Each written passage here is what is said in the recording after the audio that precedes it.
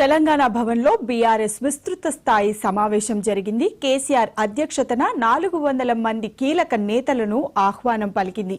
BRS silver Jubilee వేడుకలుగా నిర్వహించే యోచన కలిగి ఉన్నారు.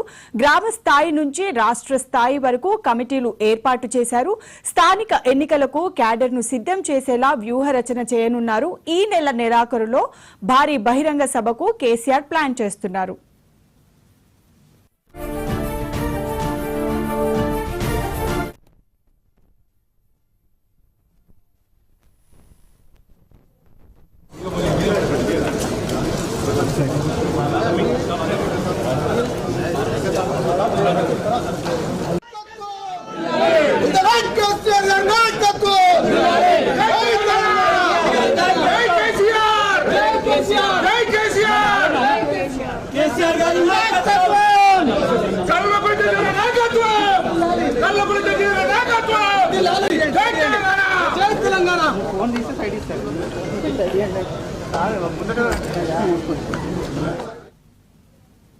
తెలంగాణ భవన్లో బీఆర్ఎస్ విస్తృత స్థాయి సమావేశం జరిగింది. కేసీఆర్ అధ్యక్షతన 400 మంది కీలక నేతలకు ఆహ్వానం అందింది. బీఆర్ఎస్ సిల్వర్ జూబ్లీ వేడుకలు నిర్వహించే యోచనలో ఉన్నట్టు తెలుస్తుంది. గ్రామ స్థాయి నుంచి రాష్ట్ర స్థాయి వరకు కమిటీలు ఏర్పాటు చేసి స్థానిక ఎన్నికలకు క్యాడర్ను సిద్ధం చేసేలా వ్యూహరచన చేస్తున్నారు. ఈ నెలాఖరులో భారీ బహిరంగ సభకు కేసీఆర్ ప్లాన్ చేస్తున్నారు.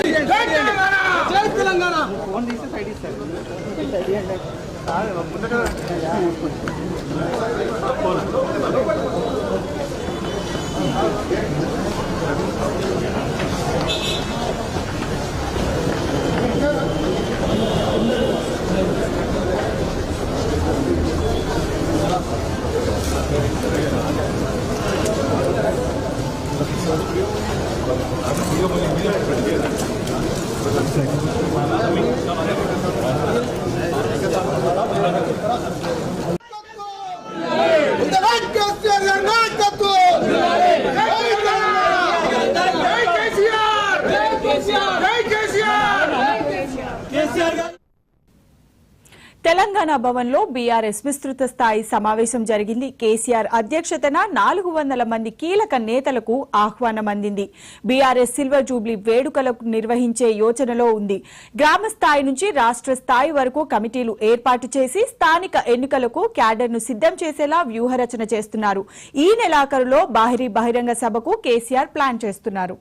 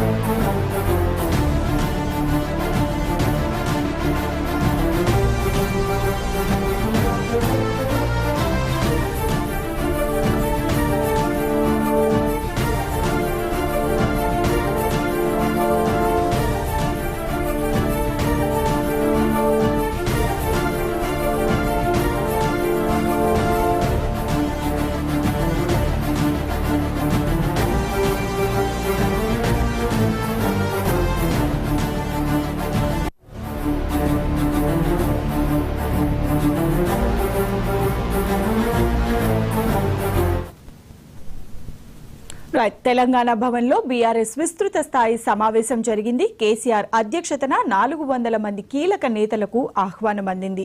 బీఆర్ఎస్ సిల్వర్ జూబ్లీ వేడుకలు ఘనంగా నిర్వహించేందుకు యోచన చేస్తున్నారు.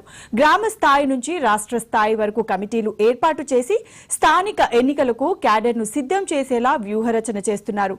ఈ నెలాఖరులో భారీ బహిరంగ సభకు కేసీఆర్ ప్లాన్ చేస్తున్నారు.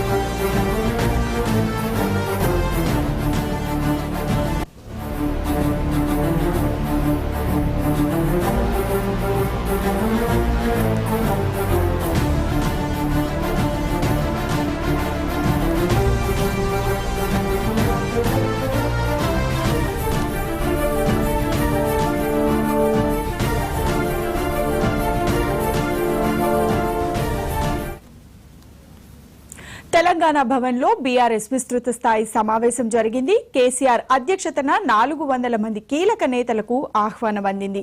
బీఆర్ఎస్ సిల్వర్ జూబ్లీ వేడుకలుగా నిర్వహించే యోచనలో ఉన్నారు. గ్రామ స్థాయి నుంచి రాష్ట్ర స్థాయి వరకు కమిటీలు ఏర్పాటు చేసి స్థానిక ఎన్నికలకు క్యాడర్ను సిద్ధం చేసేలా వ్యూహరచన చేస్తున్నారు. ఈ నెలాఖరులో భారీ బహిరంగ సభకు కేసీఆర్ ప్లాన్ చేస్తున్నారు. రైట్, అయితే ఇదే అంశానికి సంబంధించి మా కరెస్పాండెంట్ రామ్ నరేష్ లైవ్ అందిస్తారండి. రామ్ నరేష్, చెప్పండి. భవిత తెలంగాణ భవన్లో కొద్దిసేపటి క్రితం పార్టీ రాష్ట్ర స్థాయి కార్యవర్గ సమావేశం అయితే ప్రారంభమైంది. తెలంగాణ కేసీఆర్ అధ్యక్షతన ఈ సమావేశం అయితే ప్రారంభమైంది.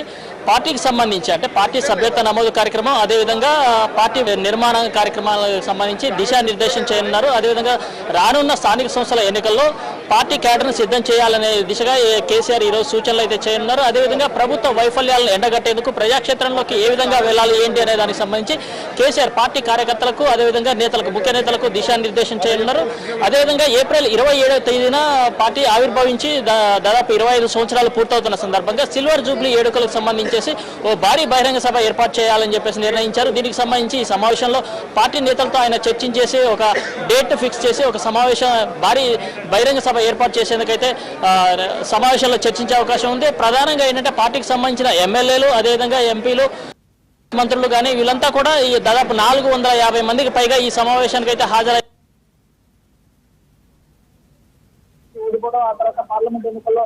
కూడా ఎక్కడ కూడా అంటే ఇటీవల కాలంలో అసెంబ్లీ కేవలం 0కే పరిమితమైన నేపథ్యంలో పార్టీలో కొంత స్తబ్దత అనేది నెలకొంది. తర్వాత కేసీఆర్ కూడా పూర్తిగా ఫామ్ హౌస్ కే పరిమితం అయ్యారు కాబట్టి పార్టీ యాక్టివిటీస్ అంతా బీఆర్ఎస్ వర్కింగ్ ప్రెసిడెంట్ కేటీఆర్ అదేవిధంగా హరీష్ రావు, కవిత ఈ ముగ్గురే చూసుకుంటున్న పరిస్థితి ఉంది. అయితే రీసెంట్ గా కేసీఆర్ చాలా యాక్టివ్ గా అంటే కొన్ని కీలక వ్యాఖ్యలు చేశారు. ఫామ్ హౌస్ నుంచి కూడా కొన్ని కీలక వ్యాఖ్యలు చేశారు. తాను త్వరలో ప్రజాక్షేత్రంలోకి వస్తుందా అని చెప్పేసి ఆయన వ్యాఖ్యలు చేశారు. అదేవిధంగా తాను వచ్చిన తర్వాత కొడితే చాలా బలంగా కొడతాను అని చెప్పేసి ఆయన ఒక హెచ్చరిక లాంటిది ప్రభుత్వానికి హెచ్చరిక లాంటిది చేసిన పరిస్థితి ఉంది. కాబట్టి ఈ నేపథ్యంలోనే కేసీఆర్ ఈ రోజు నిర్వహించే సమావేశంపై అంటే పార్టీకి సంబంధించిన కార్యకర్తలతో పాటు అధికార పార్టీ అంటే కాంగ్రెస్ పార్టీ కానీ ఇటు బీజేపీ పార్టీలు కానీ చాలా ఆసక్తిగా గమనిస్తున్న పరిస్థితి అయితే ఉంది. ఎందుకంటే కేసీఆర్ ఏం మాట్లాడతాడు, పార్టీకి సంబంధించి ఏ డెసిషన్స్ ముందుకు తీసుకుపోతారు అనేది చాలా కీలక అంశంగా మారనుంది. ఎందుకంటే కేసీఆర్ ఏం మాట్లాడినా జనాల్లోకి చాలా ఈజీగా వెళ్ళిపోతుంది. అంటే ఆయన మాట్లాడే మాటలన్నీ కూడా అదే విధంగా ఉంటాయి కాబట్టి ఆయన ఏం మాట్లాడతారు అనేది పార్టీ క్యాడర్తో పాటు ప్రతిపక్ష అంటే అధికార పార్టీ కానీ ఇటు బీజేపీ పార్టీ కానీ ఆసక్తిగా చూస్తున్న పరిస్థితి అయితే ఉంది. మరోవైపు పార్టీకి సంబంధించిన 10 మంది ఎమ్మెల్యేలు కాంగ్రెస్ కండువా కప్పుకున్నారు. వీరికి సంబంధించి అనర్హత వేటుకు సంబంధించి సుప్రీంకోర్టులో తీర్పు పెండింగ్ లో ఉంది. ఇది కంపల్సరీగా వాళ్ళపై వేటు పడే అవకాశాలు ఎక్కువగా ఉన్నాయన్న నేపథ్యంలో అక్కడ ఎన్నికలు అంటే ఉప ఎన్నికలు జరిగే అవకాశం ఉంది. కాబట్టి ఆ 10 నియోజకవర్గాల్లో ఇన్ఛార్జీల నియామకం అనేది ఈ సమావేశంలో నిర్ణయించే అవకాశం ఉంది. ఎందుకంటే త్వరలో అక్కడ ఉప ఎన్నికలు జరిగితే మాత్రం అక్కడ ఇన్ఛార్జీలు నియమించేసి వాళ్ళని పార్టీ గెలుపు కోసం ప్రయత్నాలు చేయాలని చెప్పేసి దిశానిర్దేశం చేసే అవకాశాలు ఉన్నాయి. ఎందుకంటే ఈ 10 స్థానాల్లో కూడా గులాబీ పార్టీ తరపు నుంచి గెలిచిన వాళ్ళంతా కూడా కాంగ్రెస్ కండువా కప్పుకున్నారు కాబట్టి కాబట్టి మళ్ళీ అక్కడ ఉప ఎన్నికలు జరిగితే అక్కడ గులాబీ పార్టీ అంటే కారు గుర్తుపై గెలిచిన ఎమ్మెల్యేలు ఎవరైతే ఉన్నారో వాళ్ళంతా కాంగ్రెస్ కండువా కప్పుకున్నారు కాబట్టి మళ్ళీ అక్కడ కారు పార్టీ గుర్తుపై పెట్టిన అభ్యర్థిని విజయంతో గెలిపించాలి అని చెప్పేసి కోరుతున్న పరిస్థితి అయితే ఉంది.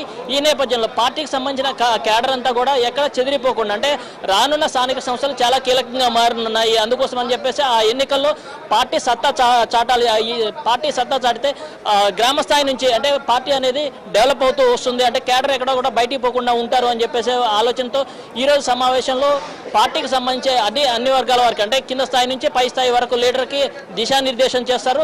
ప్రధానంగా ఏంటంటే పార్టీ అంటే ప్రభుత్వ వైఖరి అంటే ప్రభుత్వం హామీలు ఇచ్చింది 6 గ్యారెంటీలు కానీ 420 హామీలు కానీ ఈ హామీల అమల్లో ఎక్కడ కూడా ప్రభుత్వం పూర్తి స్థాయిలో సఫలమైన పరిస్థితి లేదు. అన్నింటిలో విఫలమైంది కాబట్టి రైతులకు సంబంధించి ప్రధానంగా కేసీఆర్ హయాంలో రైతు బంధు కానీ రైతు బీమా ఇలాంటివి చాలా చేశారు. కానీ ఇక్కడ రేవంత్ సర్కార్ వచ్చిన తర్వాత రైతు బంధు కానీ రైతు రుణమాఫీ కానీ ఈ విషయాల్లో పూర్తిగా ఫెయిల్ అవుతుంది కాబట్టి దాన్ని పూర్తిగా అక్కడ రైతులంతా ఇబ్బంది పడుతున్నారు కాబట్టి దాన్ని క్షేత్రస్థాయిలో ప్రజల్లోకి బలంగా తీసుకెళ్లాలని చెప్పేసి కేసీఆర్ దిశానిర్దేశం చేయనున్నారు. అదేవిధంగా స్థానిక సంస్థల ఎన్నికల్లో అధికార పార్టీ ఏకగ్రీవాలకు ప్రయత్నిస్తుంది కాబట్టి ఎక్కడ కూడా ఏకగ్రీవాలు కాకుండా పార్టీ బలం చాటాలి. పార్టీ బలం చాటితే ఏంటంటే ఇక్కడ నుంచి స్థానిక సంస్థల ఎన్నికల నుంచి రాబోయే 4 సంవత్సరాల్లో పార్టీని క్యాడర్ని కాపాడుకునే అవకాశాలు ఎక్కువగా ఉంటాయని చెప్పేసి దీనికి సంబంధించేసి క్యాడర్కి దిశానిర్దేశం చేస్తారు. మరోవైపు పార్టీ ముఖ్య నేతలు ఎవరైతే ఉన్నారో ఇటీవల రేవంత్ సర్కార్ అంటే కాంగ్రెస్ ప్రభుత్వం కొంతమంది ఎమ్మెల్యేలు పార్టీ మారుతున్నారు, బీఆర్ఎస్ని కాంగ్రెస్లో మెర్జ్ చేస్తున్నారని చెప్పేసి వార్తలు అంటే సోషల్ మీడియాలో కానీ బయట కానీ ప్రచారం ఎక్కువగా జరుగుతున్న నేపథ్యంలో పార్టీ నేతలు ఎవరు పార్టీ మారకుండా ఉండేందుకు కేసీఆర్ కొన్ని కీలక అంశాలను ప్రస్తావించే అవకాశం ఉంది. ఎందుకంటే ఇప్పుడు ఏదైతే రేవంత్ సర్కార్ అధికారంలోకి వచ్చిందో ఆ సర్కార్ అధికారంలోకి వచ్చాక పూర్తిగా అన్ని ప్రభుత్వం హామీలు ఇచ్చిన దాంట్లో పూర్తిగా అమలు చేయడంలో పూర్తిగా విఫలమైన పరిస్థితి ఉంది. కాబట్టి ఇక్కడ ప్రజల్లో వ్యతిరేకత ఉంది. అంటే ఏ ప్రభుత్వం అయినా దాదాపు 5 ఏళ్ల తర్వాత వ్యతిరేకత వస్తుంది. కానీ రేవంత్ సర్కార్కి వచ్చిన ఏడాదిలోనే వ్యతిరేకత అనేది వచ్చింది. ప్రజా వ్యతిరేకతను క్షేత్రస్థాయిలో తీసుకువెళ్లాలంటే పార్టీ బలంగా పనిచేయాలి. ఇప్పటివరకు కేసీఆర్ బయటికి రాకపోవడంతో ఫామ్ హౌస్కి పరిమితం అయ్యారు కాబట్టి క్యాడర్ కొంత నిరుత్సాహంగా ఉంది. ఇప్పుడు కేసీఆర్ బయటకు వచ్చారు కాబట్టి క్యాడర్లో జోష్ నింపేందుకు ఆయన భారీ బహిరంగ సభలు కూడా ఏర్పాటు చేస్తున్నారు. మరోవైపు కులగణన అంశం ఏదైతే ఉందో బీసీ కులగణనకు సంబంధించి ప్రభుత్వం పూర్తిగా విఫలమైంది. అంటే ఈ కులగణనకు సంబంధించి అంకెల గారడీ మాత్రమే చేశారని చెప్పి అసెంబ్లీ సాక్షిగా నిరూపించడం జరిగింది బీఆర్ఎస్ పార్టీ. దీనికి సంబంధించేసి ఈ కులగణన అంశాన్ని ప్రజల్లోకి భారీ ఎత్తున తీసుకెళ్లాలని చెప్పేసి చూస్తున్నారు. ఎందుకంటే ప్రభుత్వం చెప్పిన లెక్కలు ఏది కూడా కరెక్ట్గా లేవు. జనాభా లెక్కకి ప్రభుత్వం చెప్పే లెక్కలకి చాలా వ్యత్యాసం ఉంది. అదేవిధంగా స్థానిక సంస్థల ఎన్నికలకి దాదాపు 42% రిజర్వేషన్ అమలు చేస్తామని చెప్పి ప్రభుత్వం చెప్పింది కాబట్టి దానిపై ఎట్టి పరిస్థితుల్లోనూ అది బిల్లు తీసుకురావాలి. అంటే కేవలం అసెంబ్లీలో మొన్న తీర్మానం చేశారు, తీర్మానం కాదు అది బిల్లు తీసుకురావాలని చెప్పి ఈ అంశంపై కూడా పార్టీ నేతలకు కేసీఆర్ దిశానిర్దేశం చేయనున్నారు. ప్రధానంగా ఏంటంటే స్థానిక సంస్థల మీదనే ప్రధానంగా దృష్టి పెట్టారు. అదేవిధంగా పార్టీకి సంబంధించి అంటే ఇప్పటివరకు పార్టీ కార్యవర్గాలు అంటే గ్రామ స్థాయి నుంచి ఉన్న క్యాడర్ సంబంధించి కొన్ని కార్యవర్గ కమిటీలు ఉన్నాయి. ఈ కమిటీలన్నింటినీ కూడా బలోపేతం చేసే విధంగా నిర్ణయం తీసుకున్నారు. పార్టీ సభ్యత కార్యక్రమాన్ని పెద్ద ఎత్తున ఇప్పటికే 60 లక్షల మంది బీఆర్ఎస్ సైన్యం ఉన్నారు కాబట్టి ఈ సంఖ్యను మరింత పెంచే దిశగా ఈ సభ్యత్వ నమోదు కార్యక్రమం అనేది గ్రామ స్థాయి నుంచి తీసుకోవాలని చెప్పేసి దీనికి సంబంధించి విధి విధానాలను రూపొందించి నేతలకు దిశానిర్దేశం చేస్తారు. అదేవిధంగా పార్టీకి సంబంధించి ఇంకా కొన్ని కీలక అంశాలు ఉన్నాయి. వాటికి సంబంధించి పార్టీ ముఖ్య నేతలతో చర్చించి ఓ భారీ బహిరంగ సభ అంటే ఈ బీసీ కులగణన అంశానికి సంబంధించి బీసీ రిజర్వేషన్ అంశానికి సంబంధించి ఒక భారీ బహిరంగ సభ కూడా ఏర్పాటు చేయాలని చెప్పేసి అనుకుంటున్నారు. అది ఫిబ్రవరి ఎండింగ్ లేదా మార్చి మొదటి వారంలో నిర్వహించేందుకైతే ఈ సమావేశంలో చర్చించి దానికి డేట్ ఒకటి ఫిక్స్ చేసే అవకాశం ఉంది. అదేవిధంగా సాగునీటి ప్రాజెక్టుల అంశానికి సంబంధించేసి ఇప్పటికే సంగమేశ్వర బసవేశ్వర ప్రాజెక్టులకు సంబంధించేసి అక్కడ ప్రాజెక్టుల అంటే కేసీఆర్ హయాంలో ప్రారంభోత్సవం చేసిన ఈ ప్రాజెక్టుల విషయంలో కూడా పూర్తిగా రాష్ట్ర ప్రభుత్వం నిర్లక్ష్యంగా వ్యవహరిస్తుంది కాబట్టి ఈ ప్రాజెక్టుల విషయంలో కేసీఆర్ హరీష్ రావుకి కొన్ని కీలక అంశాలను ప్రస్తావించి పాదయాత్ర కూడా నిర్వహించాలని చెప్పేసి అన్నారు. కాబట్టి ఈ నెల 24 నుంచి కానీ ఆ తర్వాత డేట్ కానీ ఒక డేట్ను చూసుకొని హరీష్ రావు కూడా పాదయాత్ర చేస్తూ ప్రజల్లోకి వెళ్లే అవకాశం ఉంది. ఇలా పార్టీకి సంబంధించిన అన్ని అంటే ఒకవైపు కేటీఆర్, ఒకవైపు హరీష్ రావు, ఒకవైపు కవిత ఈ ముగ్గురు ఉన్నారు. వీరితో పాటు కేసీఆర్ కూడా భారీ బహిరంగ సభల ద్వారా ప్రజల్లోకి వెళ్ళాలి. ఆ తర్వాత ప్రభుత్వ వైఫల్యాలను ఎప్పటికప్పుడు ఎండగడుతూ ముందుకు వెళ్లాలని చెప్పేసి దీనికి సంబంధించి పార్టీ నేతలు అంటే కింద స్థాయి నుంచి పై స్థాయి నేత వరకు వాళ్ళ ఆలోచనలు ఏంటి, కేసీఆర్ ఏ విధంగా ముందుకు వెళ్ళాలనుకున్నారు దానికి సంబంధించి పూర్తిగా విశ్లేషణ చేసి వాళ్ళందరికీ చెప్పే అవకాశం అయితే ఉంది Bhavita. Right, thank you Ram Naresh.